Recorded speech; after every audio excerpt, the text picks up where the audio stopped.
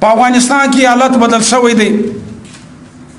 و طالب جان ورور ته وایم چې راغلی فراره لاړ چې راغلی پر دروازه رایلی که پر کنډو راوښتی که پر دیوال راوښتی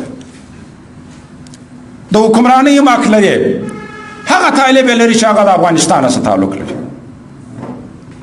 هغه طالب هلته حق نه لري د حکمرانۍ چې هغه د استخباراتو علیه کار که هغه د دې سیمې که د ایران که د بل خو د افغانستان موږ دا خواست ورته کوو و دې طالبانو چې دا لوبې دا مجلسونه دا خبرې بار بار مه دوراوئ همدا اوس دا ته ناست پر دې ځای باندې په زورواکه یې هر څوک چې خو درو شانو سره پام وکړه د افغانستان د استقلال خیال وساته یو د افغانستان د بیرغ خیال وساته په پاکستان کې حکومتونه بدلیږي تحریک انصاف راځي پیپلز پارټي راځي پښتونخوا به راځي ان پی به راځي نور به راځي خو بیرغ نه دی بدل کړی آئین یې نه دی بدل کړی او ستا لوی بنیاد چې اوس ستا ملي اردو وله او که اشرف غني دا وکړلو چې زه په یوه شپه باندې لکه د نجیب په وختو کې 50,000 انسانان نه وژنمه درنه ولاړی در پرېښوله چې وروره راسه بس ټیک دی ته سنبال کړه و دا ته به بېغیرتي نه وایي ته بیا دونه تکبر مه کوه چې دا یې در پرېښوله خپله ملي اردو سنبال کړه خپلې ادارې سنبال کړه خپل ملي سرود سنبال کړه او خپل استقلال و خپل بیرغ سنبال کړه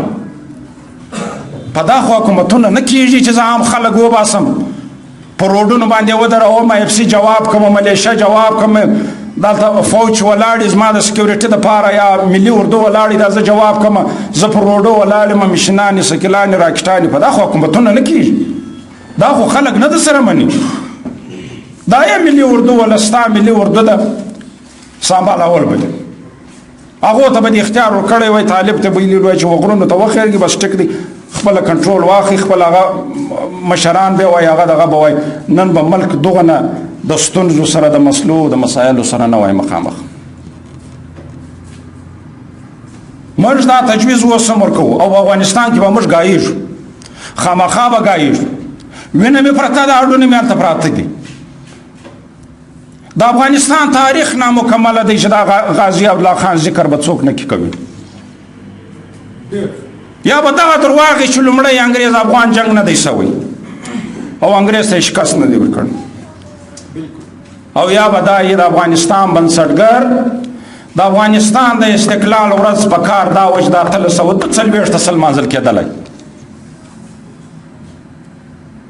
د افغانستان د استقلال ورځ 101 کال کېږي چې دی لمانځي او دا د تاریخ سره جبر دی هم که دغه غازیان نه وای امین الله خان لوګری نه وای